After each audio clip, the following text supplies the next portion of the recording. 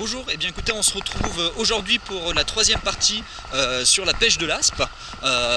Principalement un peu les techniques, comment aborder un poste. Voilà, donc on va voir tout ça sur un poste qui est assez connu. Hop, le voici. Donc un poste assez connu où vous avez tout simplement beaucoup de courant, donc ce que l'aspe finalement recherche. Voilà, donc un très bon poste à aspe, très pêché, donc assez compliqué finalement. Voilà, à tout de suite. Alors les aspes vont avoir trois postes bien définis, donc derrière les piles de pont. Vous allez aussi les avoir en contre-courant, donc chaque fois que vous êtes derrière la pile de pont, vous avez un contre-courant. Donc ils vont être à cet endroit-là, en stationnaire, en attendant qu'une proie dévale le courant pour aller l'attaquer.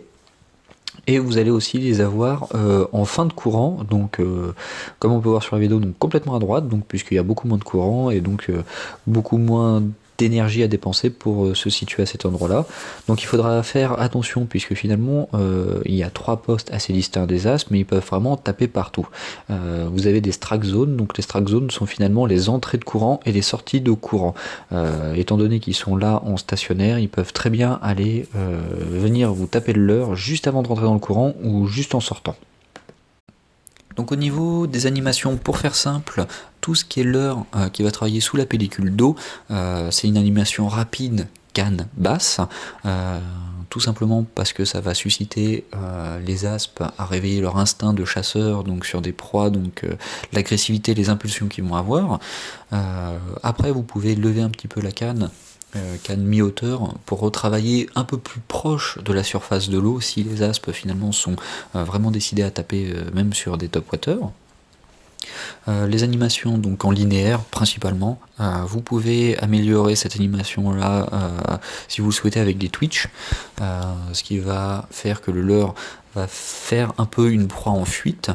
Le changement de direction est aussi très sympathique à faire tout simplement parce que d'une, il va vous permettre de bien tendre la bannière, de bien sentir votre leurre pour éviter qu'il se décroche dans le courant.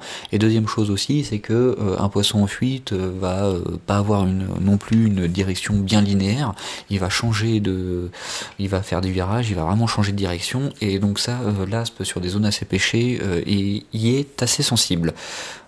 Pour tout ce qui est top water finalement c'est assez simple, il vous suffit d'avoir la canne haute et de ramener vraiment aussi à pleine vitesse.